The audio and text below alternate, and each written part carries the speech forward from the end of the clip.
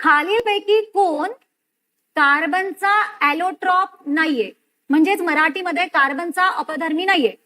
Graphite, ग्रॅफिन की fullerene? तर 4 lock करायचं. अगदी बरोबर आहे, अगदी बरोबर आहे. हे सगळेच ॲलोट्रॉप आहे कार्बनचे. ग्रॅफाइट सुद्धा, ग्रॅफिन सुद्धा आणि फुलेरिन सुद्धा. कार्बन हा एक घनरूप अधातू मूलद्रव्य आहे ना, अधातू. याच्या शेवटच्या कक्षेमध्ये किती इलेक्ट्रॉन असतात रे? तो कोणाही सोबत पटकन बॉन्ड बनवू शकतो, नाही का?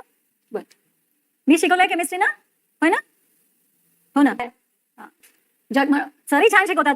जगातील सर्व मुख्य पदार्थ हे कार्बन पासून बनलेले आहे. कार्बन एक घनरूप अधातू आहे. कार्बन मुक्त किंवा संयुग दोन्ही अवस्थेमध्ये आपल्याला आढळतो. संयुग अवस्थेमध्ये कार्बन डायऑक्साईड, कार्बोनेट, जीवाश्म इंधन हे दगडी कोळसा. दैनंदिन आयुष्यामध्ये सर्वात जास्त आपल्याला काय आढळतं?